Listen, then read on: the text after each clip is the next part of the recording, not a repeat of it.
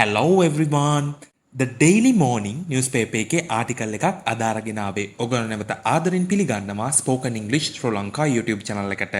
The Daily Morning newspaper එකේ ආටිකල් එකේ heading එක In world first, man survives 100 days with artificial heart.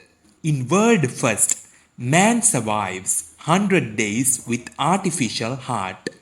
In world first in කියන්නේ යමක යමක් ඇතුලේ යමක් තුල කියන අර්ථය world first world කියන්නේ ලෝකය first කියන්නේ පළමු second කියන්නේ දෙවෙනි third කියන්නේ තුන්වෙනි fourth කිව්වොත් හතරවෙනි කියන අර්ථය world කියලා dash එකක් දාලා first කියලා මේ වචන දෙක එකට එකතු කරලා තියෙනවා මේක දරුවනේ සාමාන්‍ය මේ modern english වල සහ මේ newspaper articles ලියද්දී නැත්නම් මොකක් හරි ලිපියක් ලියද්දී මේ වගේ අපි පාවිච්චි කරනවා නමුත් මේක නිවැරදිම භාවිතයක් නෙමෙයි.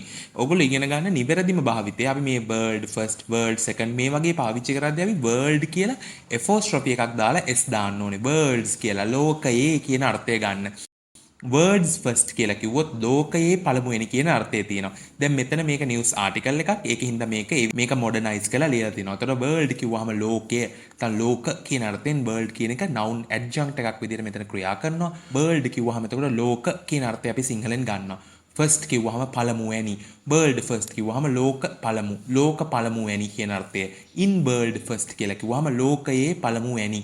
Man survives. Man කියන්නේ මිනිහා, පිරිමි කෙනා, පිරිමි පුද්ගලයා. Survived කියන්නේ නොමැරී බේරෙනවා. නොනැසී පවතිනවා. දැන් හිතන්න මාරාන්තික ලෙඩක් හැදුනොත් ඔයාට survive වෙන්න ඕනේ නම්, ඔයාට නොමැරී බේරෙන්න ඕන නම් ඔයාට බෙහෙත් ගන්න වෙනවා. ඒ සඳහා ප්‍රතිකාර ගන්න වෙනවා. මේ වගේ දෙයකට අපි කියනවා survive වෙනවා කියලා. නොමැරී බේරෙනවා. නොනැසී පවතිනවා. survives කියලා අගට s අකුරක් එකතු කරලා තියෙන්නේ. මෙතන heading එක සරල වර්තමාන කාලයෙන් තියෙන්නේ. man මිනිහා, පිරිමි කෙනා කියන්නේ ඒක වචනයක්. third person singular එකක් හින්දා survive කියන එක අගට s අකුරක් එකතු කරනවා. man survives මිනිහා නොමැරී බේරෙනවා. නැත්නම් පිරිමි පුද්ගලයා නොනැසී පවතිනවා. 100 days 100 කියන්නේ 100 days day කියන්නේ දවස days කිව්වහම දවස් 100 days දවස් 100ක් with artificial heart with කියන්නේ සමග සමගින් artificial කියන්නේ කෘත්‍රිම ස්වභාවික කියන්නේ අපි කියනවා natural කියලා. ඒ කියන්නේ ශාක වලින් සත්වයින්ගේ දේවල් වලින් මේ වගේ දේවල් වලින් දෙයක් හදනකොට අපි ඒකට කියනවා natural දෙයක් කියලා. නැත්නම් ස්වභාවික දෙයක් කියලා.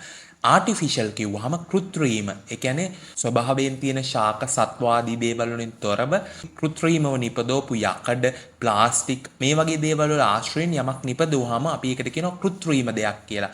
artificial දෙයක් කියලා. මෙතන තියෙන්නේ එහෙම කෘත්‍රිම. heart කියන්නේ හදවත, හෘදය වස්තුව. artificial heart කෘත්‍රිම හදවත. heading එකේ සම්පූර්ණ තේරුම. in world first ලෝක පළමුවැන්නක ලෝකයේ පළමුවැනි. man survives මිනිහා නොමැරී බේරෙනවා 100 days දවස් 100ක් with artificial heart කෘත්‍රිම හදවත සමග. සරල අර්ථය කෘත්‍රිම හදවතක් සමග පිරිමි කෙනෙක් දවස් 100ක් නොමැරී බේරෙනවා ලෝකයේ පළමු වතාවට. heading එකේ යටින් bold letters වලින් බුලට් එකක් තියෙනවා. අපි ඒක කියවලා ඉමු. Patient in his 40s received the Australian designed implant which acts as a bridge before donor heart.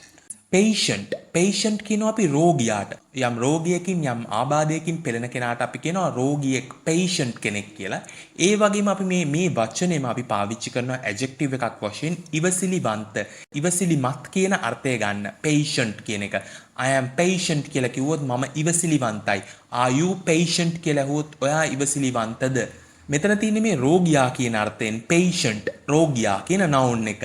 in his 40s in කියන්නේ යමක් තුල කියන අර්ථය his he කියන්නේ ඔහු him කියන්නේ ඔහුට ඔහුව his කියන්නේ ඔහුගේ 40 කියන්නේ 40 40s කියලා කිව්වම 40 ඒවා කියන බහුවචනය 40 ඒවා අපි මේ 40s කියන එක මෙහෙම පාවිච්චි කරනවා දරුවනේ අපි 40 වල ඉඳන් 50 වලට වෙනකන් අපි හඳුන්වනවා 40s කියලා 40 ඉඳලා 49 කියන තැන දක්වා අපි හඳුන්වනවා 40s කියලා 1940s කියලා කිව්වොත් 1940 ගණන් වල. දැන් මෙතන තියෙන 40s කියලා කිව්වම 40 ගණන් වල. මෙයාගේ වයස කියන්නේ අවුරුදු 40 ඉඳන් අවුරුදු 49 වෙනකම් වයස රේන්ජ් එක පරාසය.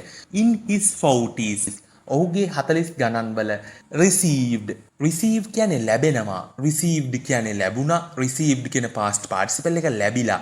මෙතන තියෙන simple past form එකක්. received ලැබුණා. The Australian designed. The Australian. Australia කියන්නේ ඔස්ට්‍රේලියාව. Australian කියලා කිව්වහම ඔස්ට්‍රේලියානු කියන adjective එක, ඔස්ට්‍රේලියානුවා කියන noun එක. මෙතන තියෙන්නේ adjective එකක් වශයෙන් Australian, ඔස්ට්‍රේලියානු. Designed. Design කියනවා අපි නිර්මාණයට, සැලසුමකට. දැන් අපි කියනවා cloth design එකක්, shirt design එකක්. ඒ වගේම අපි ඩිසයින් එකක් කියලා කියනවා මෝස්තරයකට. ලස්සන පැටර්න් එකකට, මෝස්තරයකටත් අපි ඩිසයින් එකක් කියලා කියනවා. ඒ වගේම අපි ඩිසයින් කියලා කියනවා නිර්මාණය කරනවා, සැලසුම් කරනවා කියන අර්ථයෙන්ුත් verb එකක් වශයෙන්. මෙතන තියෙන නිර්මාණය කරනවා කියන verb එක designed කියලා කිව්වහම නිර්මාණය කළා කියන simple past form එක, නිර්මාණය කරලා කියන past participle එක. මෙතන තියෙන්නේ past participle එක adjective එකක් වශයෙන්. නිර්මාණය කළ, නිර්මිත කියන අර්ථය තියෙනවා past participle adjective එක. Australian designed. Australian dash එක දාලා designed කියලා තිබ්බම මේ වචන දෙක එකට එකතු කරනවා. එතකොට මේක තනි noun එකක් නැත්නම් තනි adjective එකක් වශයෙන් උත් ක්‍රියා කරනවා. Australian designed කියලා කිව්වහම ඔස්ට්‍රේලියානු නිර්මිත, ඔස්ට්‍රේලියානු නිර්මාණය කළ කියන අර්ථය. Australian designed implant. Implant. Implant කියනවා දරුවනේ අපි සිංහලෙන් කියනවා මේකට අධිරෝපණය කියලා. නැත්නම් බද්ධ කිරීම කියන අර්ථය සිංහලෙන් ගොඩක් ගැලපෙනවා. හැබැයි මේ වචනේ හොඳට ඔයගොල්ලෝ ඉගෙන ගන්න. මේ දැන් යමක් ඉම්ප්ලාන්ට් කරනවා කියලා කියන්නේ මිනිස්සෙගේ ශරීරයක් ගත්තොත් ඒ ශරීරයට පිටතින් කෘත්‍රිම දෙයක් ඇතුල් කරන එකට. දැන් හිතන්න ඔයාගේ දතක් ඔයාට ඉම්ප්ලාන්ට් කරගන්න පුළුවන්. අපේ දත නිර්මාණය වෙන්නේ මේ කැල්සියම් සහ මේ ආදී ස්වභාවික ද්‍රව්‍ය වලින්නේ.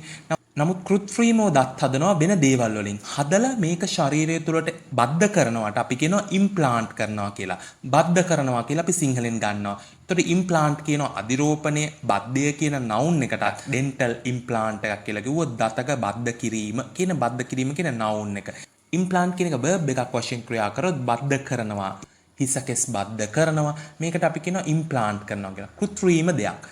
මේ වගේම තව වචනයක් තියෙනවා දරුවනේ transplant කියලා. transplant. transplant කියන්නේ සිංහලෙන් බද්ධ කිරීමමයි. නමුත් ස්වභාවික දෙයක්. දැන් හිතන්න කෙනෙක්ගෙන් කෙනෙක්ට මේක ගන්නෙ. දැන් හිතන්න කෙනෙක්ගේ හිසකෙස් අරගෙන තව කෙනෙක්ට බද්ධ කරනවා. කෙනෙක්ගේ හොඳ දත් තියෙනවා නම් ඒ දතක් තව කෙනෙක්ට බද්ධ කරනවා. කෙනෙක්ගෙන් වකුගඩුවක්, කිඩ්නි එකක් අරගෙන තව කෙනෙක්ට බද්ධ කරනවා. මේකට අපි කියනවා transplant. transplant කියනවා එහෙම බද්ධ කිරීම කියන noun එකට transplant එක verb එකක් වශයෙන් ක්‍රියා කරොත් බද්ධ කරනවා. ඒතකොට කෙනෙක්ගෙන් කෙනෙක්ට transplant, කෘත්‍රිම දෙයක් කෙනෙක්ට දානවට implant. දැන් මෙතන තියෙන්නේ noun එක implant, බද්ධය, කෘත්‍රිම බද්ධය කියලා අපි සිංහලෙන් සරලව තේරෙන්න ගමු. එතකොට Australian designed implant. ඔස්ට්‍රේලියානු නිර්මිත කෘත්‍රිම බද්ධය. which කියන්නේ කොයි එකද කියන අර්ථය. act කියන්නේ රඟපානවා කියන verb එක. act කියනවා රංගනය, ජවනිකාව කියන noun එකටත්. act කියනවා ක්‍රියාමාර්ගයක් ගන්නවට, යම් දෙයකට වැඩපිළිවෙලක් ක්‍රියාමාර්ගයක් ගන්නවට. දැන් හිතන්න යම් ප්‍රශ්නයක් විසඳන්න, යම් කිසි වැඩක් කරන්න ක්‍රියාමාර්ගයක් ගන්නවට අපි කියනවා act කරනවා කියලා. act කියනවා ක්‍රියාමාර්ගය කියන noun එකටත්. මෙතන තියෙන්නේ verb එක acts, ක්‍රියාමාර්ග ගන්නවා, ක්‍රියා කරනවා කියන අර්ථය. acts කියලා අගට s අකුරක් එකතු වෙන්නේ. මෙතන which කියන එකෙන් දෙන්නේ අපිට මේ Australian designed implant එකක්. කෘත්‍රිම බද්ධය කියන්නේ ඒක වචනයක් හින්දා සරල වර්තමාන කාලෙන් මේ බුලට් එකත් ලියවෙන හින්දා acts කියන එක අගට s අකුරක් එකතු කරනවා. which acts කොයිකද. which කියන්නේ කොයිකද, කොයි එකද. which කියන එක මෙතන relative pronoun එකක් වශයෙන් ක්‍රියා කරනවා. කොයි එකද ඒ බද්ධය කොයි එකද කියලා ඒක ගැන වැඩිදුර විස්තර කරන්න. which acts. එතකොට ඒක එය ක්‍රියා කරන. which කොයිකද ඒක ක්‍රියා කරන. as a bridge. as කියන්නේ ලෙස, විට, වෙනුවෙන්, වශයෙන්, එනිසා කියන බහුවර්ථ තියෙන පදයක්. මෙතන ලෙස කියලා ගන්න පුළුවන්, වශයෙන් කියලා ගන්න පුළුවන්. a bridge. bridge කියනවා අපි පාලමට. දැන් ගඟක් කරා ඊතර වෙන්න නිර්මාණය කරන පාලමකට අපි කියනවා bridge එකක් කියලා. තැන් දෙකක් යා කරලා නිර්මාණය කරන ඊතර වීමට උපකාර කරන උපාංගයට අපි කියනවා bridge එකක් කියලා, පාලමක් කියලා. ඒ වගේම අපි bridge කියනවා verb එකක් වශයෙන් යා කරනවා, සම්බන්ධ කරනවා කියන අර්ථය ගන්නත්. හුවමාරු වෙන්න අමාරු ස්ථාන දෙකක් යා කරනවට අපි කියනවා bridge කරනවා කියලා verb එකක් වශයෙන් යා කරනවා, සම්බන්ධ කරනවා. මෙතන තියෙන පාලම, a bridge කියලා කිව්වම පාලමක්. acts as a bridge කියලා කිව්වම පාලමක් ලෙස ක්‍රියා කරනවා. before down a heart. Before කියන්නේ ප්‍රථමයෙන් පළමුවෙන් යමකට පෙර කියන අර්ථය. යමකට ප්‍රථමයෙන් කලින්. ඒ වගේම යමක ඉදිරිපිට කියන්නත් අපි before කියන යමක් ඉදිරිපිට යමක් ඉදිරියෙහි කියන අර්ථය ගන්නත්. මෙතන තියෙන්නේ කලින් ප්‍රථමයෙන් කියන අර්ථය. before down a heart. Donor කියන අපි යමක් දෙන පුද්ගලයාට ප්‍රදානය කරන කෙනාට දායකයට දානපතියට අපි කියනවා donor කෙනෙක් කියලා. දැන් හිතන්න ඔයගොල්ලෝ දැකලා ඇති සමහරවිට මේ බෞද්ධ ආරණ්‍ය පන්සල්වල donoursලා කියලා ඉන්නවා. ඒ පන්සල ඉදිරි කටයුතු කරගන්න දානමාන ආදී මුදල් ආදී දෙනවා. ඒගොල්ලන්ට කියනවා අපි donor කෙනෙක් කියලා. දානපතියෙක්, දායකයෙක්. ඒ වගේම අපි හිතමු ශරීරයේ කෙනෙක්ගෙන් වකුගඩුවක් ඉන්ද්‍රියක් අවයවයක් අවශ්‍ය වුනහම අපි මේ දෙන පුද්ගලයාට කියනවා donor කෙනෙක් කියලා, දායකයා, දානපතියා කියලා. මෙතන තියෙන්නේ එහෙම දායකයා, දානපතියා, donor heart කියන්නේ හදවත, හෘදය වස්තුව. donor heart කියලා කිව්වම donor කියන එක මෙතන noun adjunct එකක් විදිහට ක්‍රියා කරනවා. දානපති, දායක කියන අර්ථයෙන් තියෙනවා. donor heart දායක හදවත. බුලට් එකේ සම්පූර්ණ තේරුම. patient in his 40s. ඔහුගේ 40 ගණන්වල 40 වියති වයසේදී රෝගියා received the Australian designed implant. ලැබුණා ඔස්ට්‍රේලියානු නිර්මිත කෘත්‍රිම බද්ධය which acts as a bridge. කොයිකද ඒ බද්ධ කිරීම මොකද්ද? කොයිකද acts as a bridge. පාලමක් ලෙස ක්‍රියා කරන, දෙතන යා කිරීමක් ලෙස ක්‍රියා කරන. before donor heart. දායක හදවතට ප්‍රථමයෙන්, දායක හදවතට කලින්. ඒ කියන්නේ දායකයෙක් ට්‍රාන්ස්ප්ලාන්ට් කරන්න හදවතක් දෙන්න කලින් මේක ඉම්ප්ලාන්ට් කරනවා කෘත්‍රිමව. ඒතර මේ කෘත්‍රිම හදවත එතකන් ක්‍රියා කරනවා පාලමක් ලෙස ඒ තැන් දෙක අතර ඒ කාලය ගත කරගන්න. අපි ආටිකල් එක කියවමු. An Australian man with heart failure has become the first person in the world to walk out of a hospital with a totally artificial heart implant.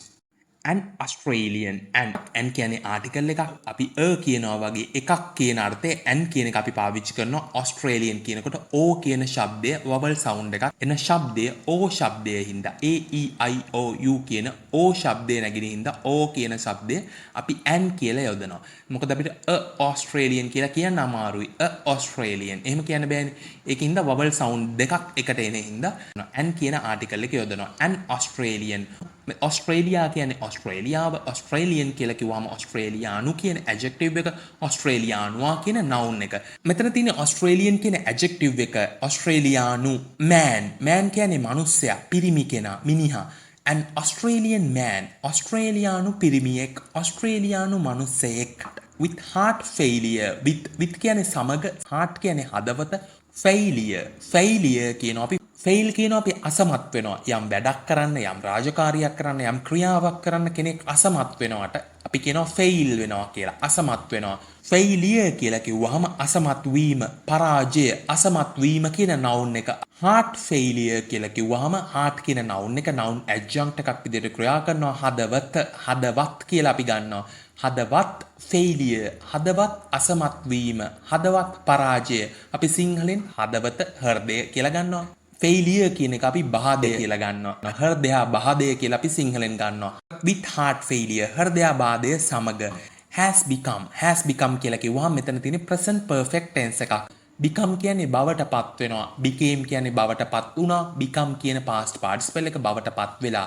මෙතන තියෙන past participle එක become, has become බවට පත් වෙලා තියෙනවා.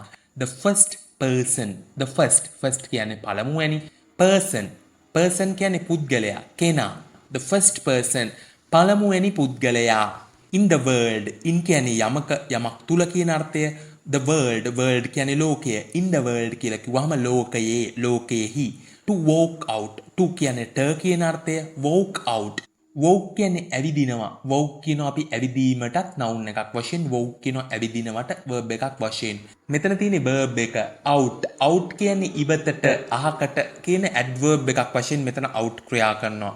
walk out කිව්වහම ඉවතට ඇවිදිනවා, එළියට ඇවිදිනවා. to walk out එළියට ඇවිද යන්නට, ඉවතට ඇවිද යන්නට. ඒ කියන්නේ එළියට යන්නට, ඉවත්ව යන්නට. of a hospital. of කියන්නේ යමක, එහි කියන අර්ථය. a hospital කියන්නේ රෝහල, ඉස්පිරිතාලය. a hospital කිව්වහම රෝහලක්.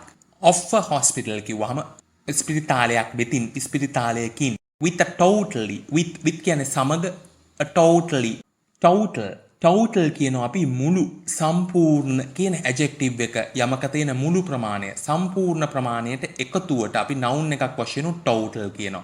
මෙතන තියෙන්නේ මේ adjective එකෙන් හැදෙන adverb එක. totally කියලා කිව්වහම මුළුමනින්ම සම්පූර්ණයෙන්ම කියන adverb එක ක්‍රියා විශේෂණ පදය. artificial කියන්නේ කෘත්‍රිම ස්වභාවික නොවන කියන අර්ථය.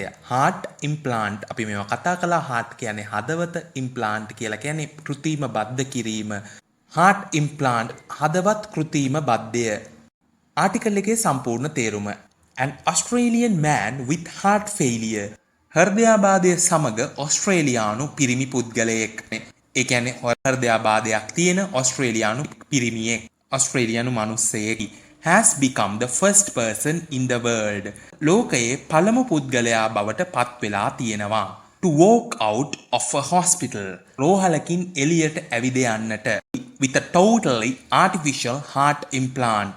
මුළුමනින්ම කෘත්‍රිම හදවත් බද්ධයක් සමගින්. අදත් කෙටි ප්‍රයෝජනවත් ආටිකල් එකක් අරගෙන ආවේ. හොඳයි නම් like එකයි comment එකයි අමතක කරන්න එපා. Thank you so much my dear students. See you again very soon.